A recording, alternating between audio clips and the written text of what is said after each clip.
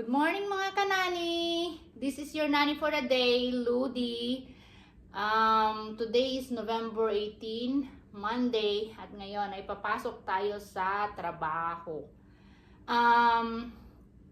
Ngayon guys, papakita ko sa inyo kung ilang layer ang sinusuot ko pagpasok sa trabaho. Kasi ngayon is malamig, ewan ko kung ilang degrees, pero ako'y lamigin na tao. And ayoko yung nilalamig ako kasi nga minsan sumasakit yung aking dibdib. Okay guys, ito yung una kong sinusuot. Bali dalawang layer guys ang ang sinusuot ko. Hindi, actually tatlo. May pang inner ako.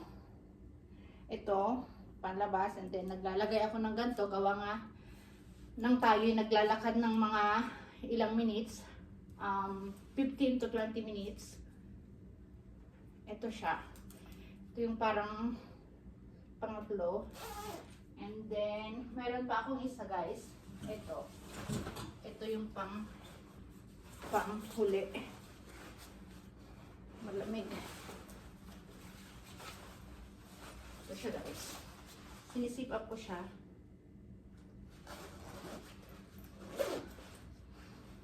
Pero sana mga kanani, andito yung ko, yung neck warmer. Andito yung mga gamit ko guys. Mga mittens and everything. Ito yung ginagamit kong tube, pero mabigat siya. Gusto ko lang yung simple lang siya. Ito yung mga mittens. Ito yung mittens ko guys. Ilalagay ko. Pero hanaman na tayo ng mas magaan na tube.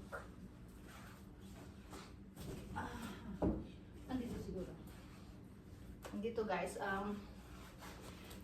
nilagyan ko lahat ng mga ng mga label to kasi nga minsan pinagsasama ng mga pamilya ko, mga lalaki pa naman sila.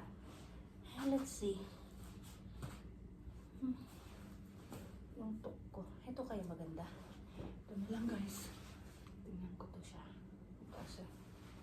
Oh, perfect. Oh, meron pala ako. Naiwan ko kasi yung isang neck warmer ko doon kay amo.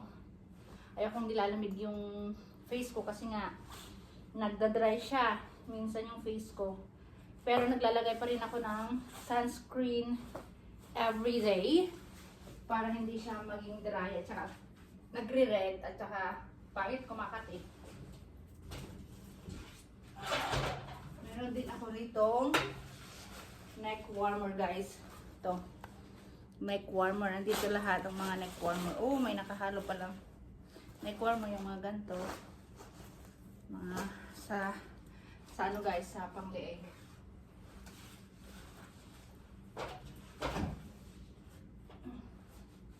And then, anong boots natin?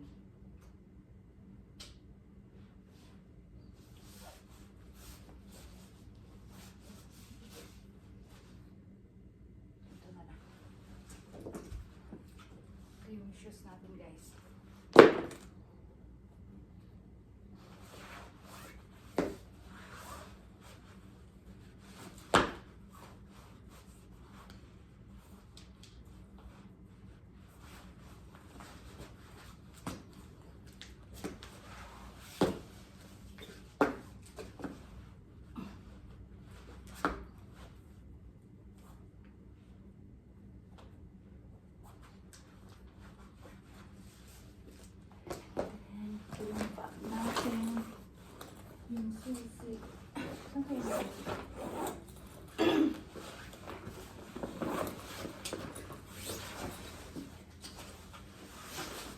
Ready na tayo guys sa pagpasok.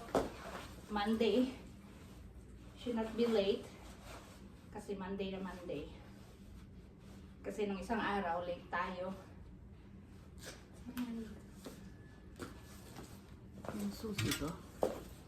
Okay guys, we're ready. Okay, see you again later. Bye!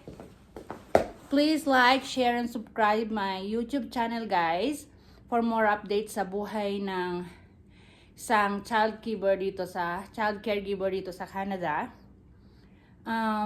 More updates for my my work para malaman nyo kung ano ang buhay ng isang pagiging nani, kunyang, katulong, or ano man ang tawag sa pag-aalaga ng bata sa Canada. That's all for today, guys. See you mga kanani. Please like, share, and subscribe my YouTube channel. Thank you. Bye-bye.